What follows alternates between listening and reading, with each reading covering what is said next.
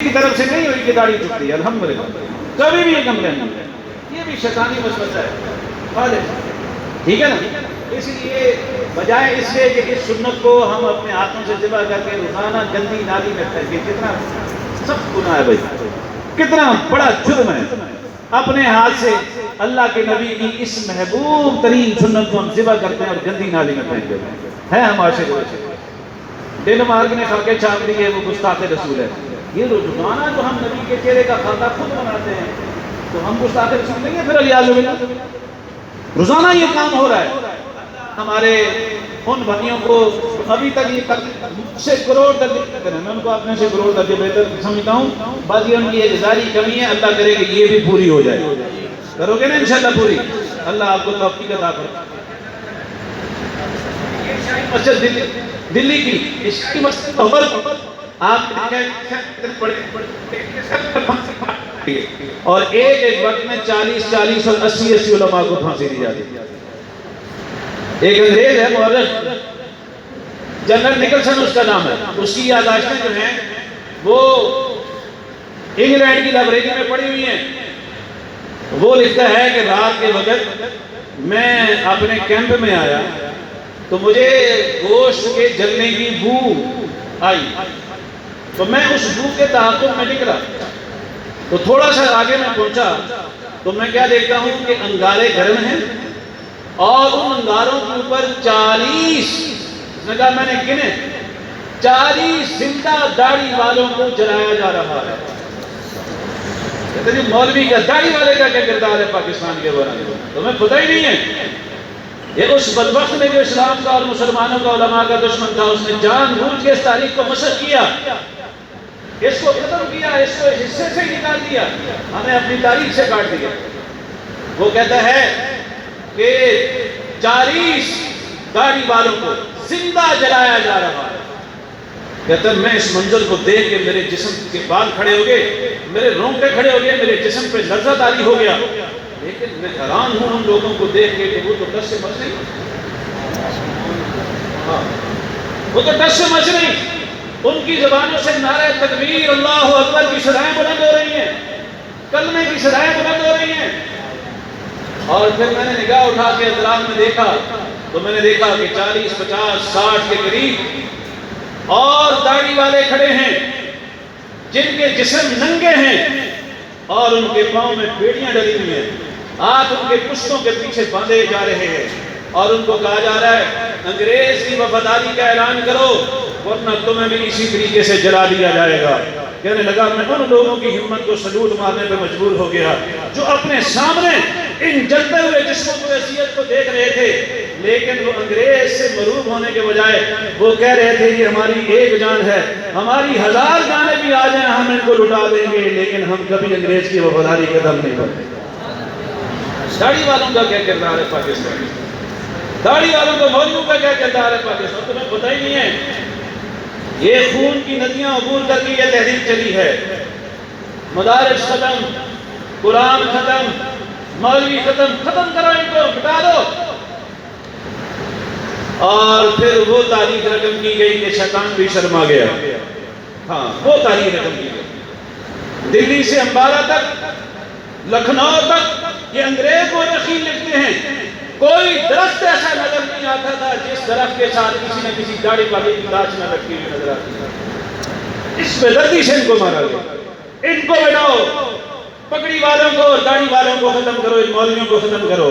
جب تک یہ ہیں اس وقت تک ہمارا قبضہ اور تسلط مستحکم نہیں ہے۔ آج امریکہ بھی تو نہیں کرتے، ان کو ختم کرو۔ اور قربان جاؤں افغانستان کے طالبان کے اوپر انہوں نے اپنے بڑوں کی یاد تازہ کر دی کہ نہیں کر دی؟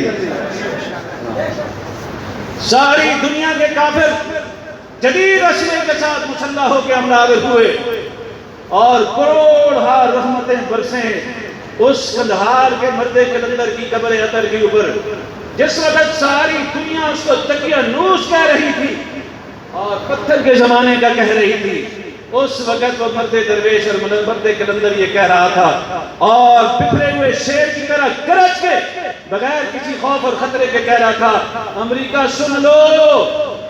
افغانستان میں تم آؤ گے اپنی مرضی سے لیکن جاؤ گے پھر ہماری مرضی سے۔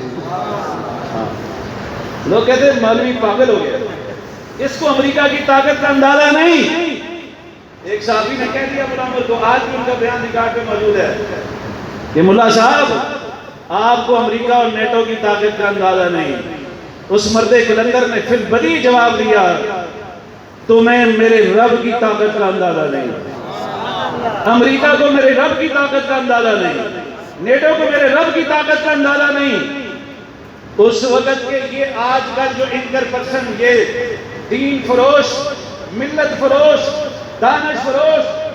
انکر پرسن اور انکر پرسنیاں، ڈاکروں اور کونڈوں میں پلنے والے امریکہ کے نمک خوار، ٹی وی پہ بیٹھ کے ٹاک شوز کے اندر ان کے خلاف کیسی کیسی بکواسات کرتے تھے، کیسے کیسے پروپیگنڈے کرتے تھے۔ لیکن میرے دوستو، وہ مرد مجاہد ڈٹے رہے، وہ مرد درویش ڈٹے رہے، وہ روکھی سوکھی کھانے والے ڈٹے رہے، وہ نہتے مسلمان ڈٹے رہے، جو بالکل نہتے اور اسلحے سے غیر مسلح، جن کے پاس کوئی جدید ٹیکنالوجی، کوئی جدید اسلحہ نہیں ہے، صرف اللہ کے بھروسے پہ ڈٹے رہے، جن کے بارے میں اقبال مرحوم نے کہا تھا، کافر ہے تو کرتا ہے شمشیر پہ بھروسہ، مومن ہے تو لڑتا ہے بے دیر سپاہی۔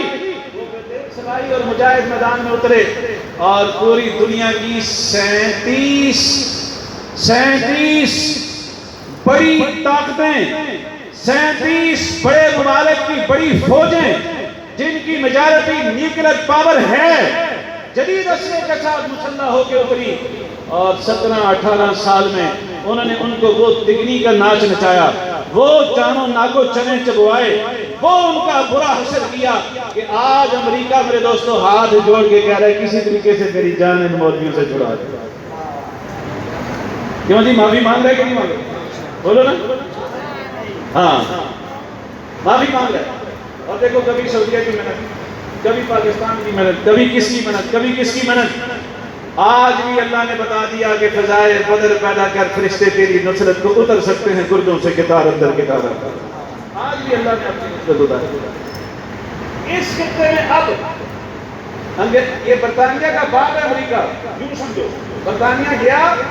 اس باغ کے حوالے کر کے گیا اس خطے کی باغ دوڑ، اور وہ پورے اسرے کے ساتھ مسلح ہو کے پورا اتحاد لے کے چڑھا۔ اور آج کے اس دور میں ایک صدی، کون صدی ہوئی ابھی، اس کون صدی کے اندر اس خطے میں برطانیہ کے بعد انگریز کو ناکون چنے چبوانے پر کس نے مجبور کیا؟ اب بھی مولوی کی سمجھ نہیں آتی؟ ہاں، یہ داڑھی پڑھنے والے اور یہ داڑھی والے کون تھے؟ بولو نا بھائی، یہ آکسفورڈ کے پڑھے ہوئے تھے، کیمبرج کے پڑھے ہوئے تھے، ہارورڈ کے پڑھے ہوئے تھے، یہ کہاں کے پڑھے ہوئے تھے؟ یہ چٹانوں پہ بیٹھ کے پڑھنے والے مولوی۔ میں حیران ہو گیا، اور اس سے آپ حیران ہو گئے، پتہ نہیں کتنی دیر میری آنکھوں سے خوشی کے آنسوں کی ایک جھڑی تھی جو رکنے کا نام نہیں لیتی تھی، کہ جب قطر میں طالبان کے ساتھ معاہدہ ہو رہا تھا، اور کس شان کے ساتھ وہ مسجد اور مدرسے کے مولوی پوری دنیا کی سپر پاور طاقتوں کو جو اپنے آپ کو سپر پاور سمجھتی تھی، ان کو سرنگوں کر کے، کوئی داڑھی دستکٹ، کوئی سفید لمبا کرتا، ٹھیک ہے، اور وہی پگڑی، اور جس ہوٹل میں ان کے مذاکرات ہو رہے تھے وہ 7 سٹار ہوٹل، اور 7 سٹار ہوٹل کی جو پالیسی ہے، جو لوگ یہ سمجھتے ہیں، جن لوگوں کو اس بارے میں پتا ہے، 7 سٹار کی پالیسی یہ ہے کہ کسی بھی 7 سٹار میں کوئی آدمی بھی بوٹ پہنے بغیر داخل نہیں ہو سکتا۔ ہاں، یہ ان کا پروٹوکول ہے۔ جتنے 7 سٹار ہوٹل، جب تک آپ بوٹ نہیں پہنیں گے آپ کو انٹر نہیں ہونے دیا جائے گا دروازے سے۔ لیکن میں حیران تھا، سارا 7 سٹار ہوٹل ان میرے دوستوں درویشوں کے قدموں پہ نچھاور ہوا جا رہا تھا، سب کے قدموں میں چپل پڑے ہوئے تھے، سب نے چپل پہنے، وہ ویڈیو آپ بھی موجود ہے، دیکھنا چپل، اور نئے چپل نہیں، اکثر کے پاؤں میں پرانے چپل پڑے ہوئے۔ وہ جو صحابہ کرام کے ہم واقعات پڑھتے تھے کہ روم کے دربار کو ایک صحابی نے، جس کے کپڑے بھی پھٹے ہوئے، چپل بھی پھٹے ہوئے، وہ رومتا ہوا پہنچ گیا آج یہ صحابہ کے نقش قدم پہ چلنے والے آج کے یہ مولوی، تمہیں مولوی کی تاریخ یہاں سے سمجھ آ جانی چاہیے کہ اس خطے میں جس بدبخت انگریز نے قدم رکھا، اس ملک کو غلام بنایا، اس خطے کو غلام بنایا، اس کی غلامی سے اگر نجات دلانے کی تحریک شروع کی ہے تو علماء نے شروع کی ہے۔ کس نے شروع کی ہے؟ قربانیاں دی ہیں تو، تختہ دار پہ چڑھے ہیں تو علماء، جیلوں کو آباد کیا ہے تو کس نے؟ علماء کو علماء نے، بیڑیاں پہنی ہیں تو کس نے؟ علماء نے، اپنے بچے یتیم کروائے تو کس نے؟ علماء نے، اپنی بیویاں بیوہ کروائی ہیں تو کس نے؟ سیاسی لیڈروں کا دور دور تک آپ کو نام و نشان نہیں ہے۔ میں چیلنج نہیں کہہ رہا ہوں، یہ سب علماء کی قربانیاں ہیں۔ اور جب انگریز نے دیکھا اتنی قربانیوں کے باوجود ہم قبضہ نہیں جما سکتے، انہوں نے کہا اچھا اب ایسا کرو، کوئی طریقہ یہاں سے جس پوریا بستر گول کرو، لیکن کوئی ایسا طریقہ کرو کہ ہمارے مفادات یہاں پہ قائم بس۔ اور یہ جو تاریخ کے رقم کرنے والے اور تاریخوں کی کایا پلٹنے والے لوگ ہیں، جنہوں نے ہمیں ایک لمحہ بھی سکون کا یہاں رہنے نہیں دیا، کسی طریقے سے ان کے کردار کو فراموش کروا دو، ختم کر دو ان کی ہسٹری کو، ان کی تاریخ کو ختم کر دو۔ چنانچہ بھائی وہ تحریک آزادی تحریک پاکستان میں تبدیل کرنے کی کوشش کی گئی۔ تحریک آزادی ارادہ چیز ہے اور تحریک قیام پاکستان، بولو، تحریک قیام پاکستان میں پھر ایسے لوگوں کو انٹروڈیوس کروایا گیا کہ جن کا ظاہر علماء والا،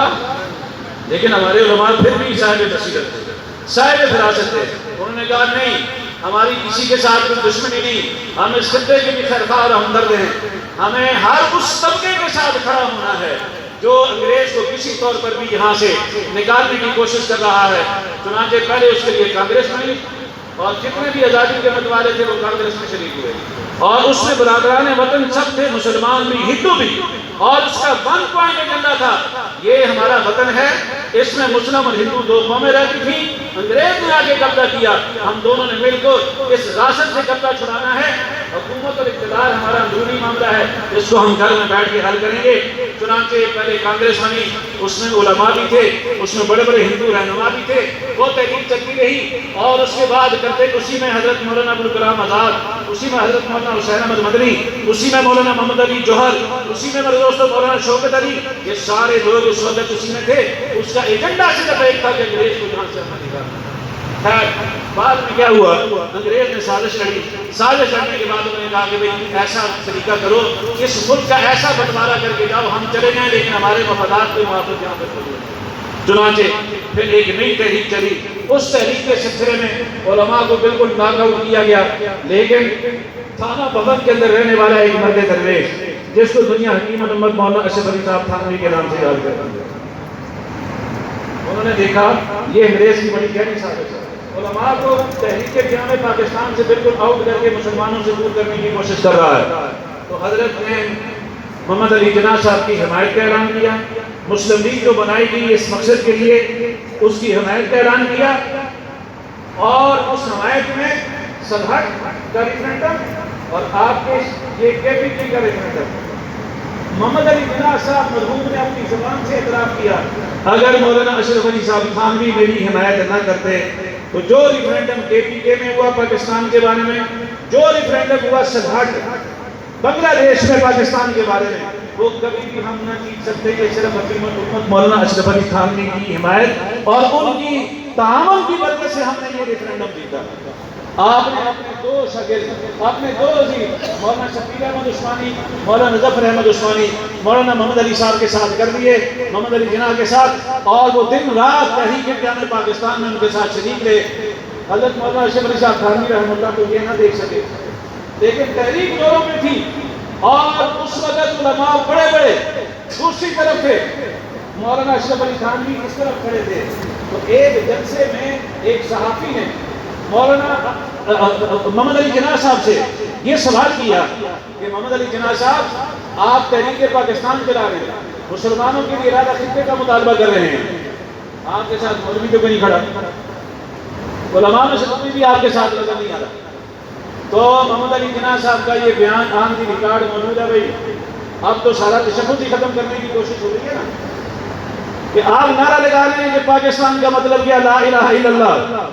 اسلام کے لیے ملک لے رہے ہیں، مولوی تو ایک بھی نہیں آپ کے ساتھ۔ محمد علی جناح صاحب نے یہ بات سن کے کہا کہ تمہیں یہ غلط فہمی ہے کہ میرے ساتھ مولوی کوئی نہیں ہے، میرے ساتھ تھانہ بھون کے اندر رہنے والا ایک ایسا مولوی ہے، اس اکیلے کا علم ترازو کے ایک پلڑے میں اور پورے ہندوستان کے علماء کا علم ترازو کے دوسرے پلڑے میں رکھا جائے تو اس مولوی کا علم سب سے بھاری ہے، اس کو کہا جاتا ہے مولانا اشرف علی تھانوی۔ دیوبندیوں کا کیا کردار ہے تحریک پاکستان قیام پاکستان؟ بھائی تمہیں پتہ ہی نہیں ہے۔ محمد علی جناح صاحب کے ساتھ یہ کرتے رہے، اشرف علی تھانوی صاحب کا انتقال ہو گیا، قیام پاکستان کو وہ نہیں دیکھ سکے، لیکن یہ دونوں ان کے عزیز مولانا ظفر احمد عثمانی بولو اور مولانا شبیر احمد عثمانی، یہ جناح صاحب کے ساتھ چلتے رہے، پاکستان بن گیا۔ اور ان علماء کا تحریک قیام پاکستان میں جو روشن اور مؤثر کردار تھا، اس کردار کو رہتی دنیا تک کو بتانے کے لیے محمد علی جناح صاحب نے اعلان کیا کہ کراچی کے اندر جو پرچم کشائی ہوگی وہ حضرت مولانا اشرف علی صاحب تھانوی رحمہ اللہ کے خلیفہ، ان کے شاگرد، ان کے عزیز مولانا شبیر احمد عثمانی اپنے ہاتھ کے ساتھ کریں۔ دوسری پرچم کشائی ہوئی ڈھاکہ میں، اس ڈھاکہ کی پرچم کشائی کے متعلق محمد علی جناح صاحب نے خود اعلان کیا کہ وہ پرچم کشائی کریں گے مولانا تھانوی کے بھانجے مولانا ظفر احمد صاحب عثمانی رحمہ اللہ، یہ دونوں مدرسے کے بڑے، یہ ان کی خدمات کا اعتراف تھا تحریک قیام پاکستان کے اندر۔ چنانچہ ایسے ہی ہوا، جناح صاحب بیمار ہوئے اور وصیت کی، اور اس وصیت میں یہ لکھا کہ میری جنازہ مجھے غسل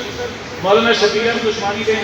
اور میری جنازہ بھی شبیر احمد عثمانی پڑھائیں اور مجھے قبر بھی شبیر احمد عثمانی اس قبر میں اتاریں۔ چنانچہ ایسے ہی ہوا، ان کا وصیت نامہ سنایا گیا اور آج تک وہ تصویریں موجود ہیں۔ شبیر احمد عثمانی صاحب نے ہی غسل دیا، شبیر احمد عثمانی صاحب نے ہی جنازہ پڑھایا اور شبیر احمد عثمانی صاحب نے ہی اپنے ہاتھوں کے ساتھ محمد علی جناح کو قبر میں اتارا۔ علماء کا کوئی تعلق نہیں تھا قیام پاکستان کی تحریک میں، تو پھر اتنی بڑی بڑی شہادتیں اور اتنے بڑے بڑے اعزاز ان کے حصے میں کیوں دیے گئے؟ لوگوں کو بابر کروانے کے لیے کہ مولویوں کا تحریک قیام پاکستان میں بھی بڑا روشن کردار ہے، ان سے ہٹ کے تم نہیں پاکستان کی تاریخ کو مکمل کر سکتے۔ اس کے بعد بھی بھائی سن 1952 کا جو آئین بنا، سن 1973 کا آئین بنا، اس سے پہلے جو قرارداد مقاصد بنی، یہ کون تھے؟ مولوی نے تیار کیا۔